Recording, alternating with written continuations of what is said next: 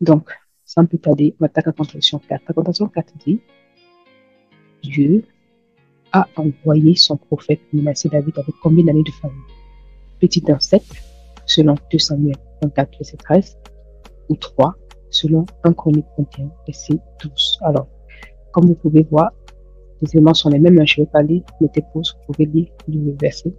Mais quand Gad est venu voir David, il a dit choisir soit cette année de famine. Regardez, c'est vraiment étrange, quoi. Cette année de famine, 3 mois où tu fuis devant tes ennemis, ou 3 jours de la paix sur la terre. On lui dit 3 ans de famine, ou 3 mois où tu fuis devant tes adversaires, et 3 jours de paix. Logiquement, rien que ces différents et ces deux récits écrits par des auteurs différents devraient attester que ce récit est totalement vrai. Mais pour aider ceux qui disent qu'il y a des contradictions, c'est pour aider le corps de Christ beaucoup plus. Que s'est-il passé? Alors, ces informations ne sont pas contradictoires, mais sont complémentaires. La première chose à comprendre, c'est qu'il s'agissait d'une conversation.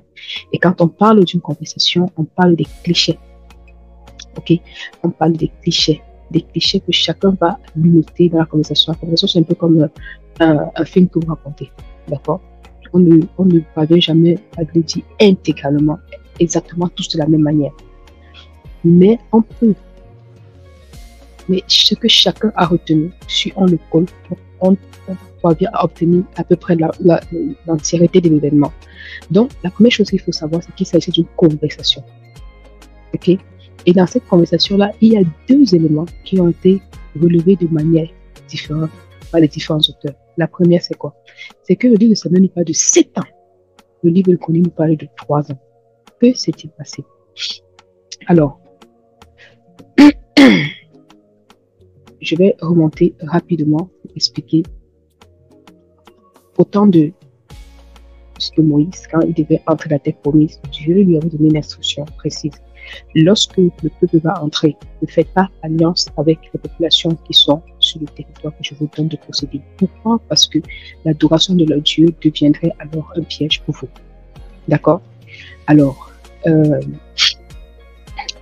donc, Moïse n'a pas à Canaan, mais c'est Josué qui prend la relève. Josué arrive à Canaan et il croise un peuple qu'on appelle les Gabonais.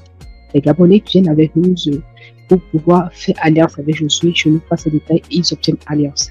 Et selon les critères de l'alliance, ils ne devaient pas être détruits. Le peuple d'Israël ne devait en aucun cas leur donner la mort comme ils ont fait avec Jéricho et tout. On remonte des années après, il y a un roi qu'on appelle Saül. Le roi qu'on appelle Saül, à un moment donné dans son règne, va décider souverainement de détruire les Gabonais pour une raison qui n'a pas été mentionnée par les Écritures. Okay? C'était peut-être un excès de zèle. Donc, il va détruire les Gabonais, il va les tuer, il va pas les exterminer.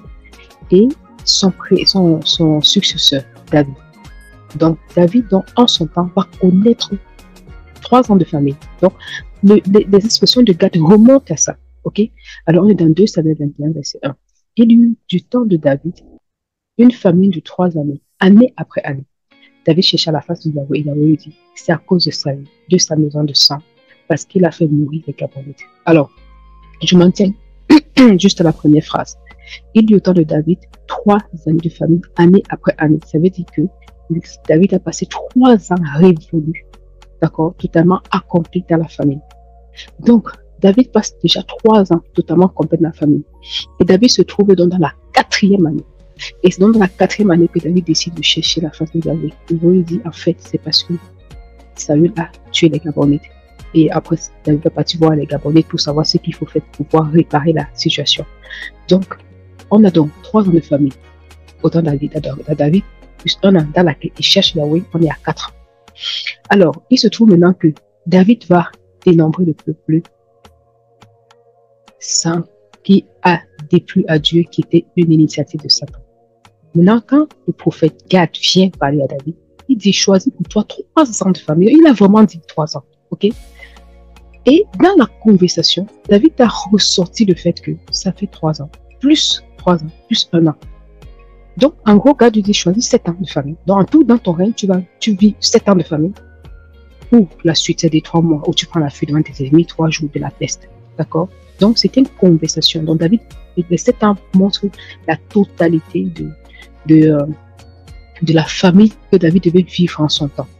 Voilà. Donc, j'espère que cela vous a éclairé. Il ne s'agit pas d'une contradiction, mais d'une complémentarité d'informations. Moi qui a attiré mon attention, hein. J'ai lu l'écriture plusieurs fois, mais c'est en travaillant sur contradiction que je me suis dit, ah ouais, normalement, c'est un détail qui m'a toujours échappé. Donc, que Dieu soit béni, les contradictions en parlant dessus nous donnent davantage d'éclairage de comprendre les Écritures. Que Dieu vous bénisse. Shalom.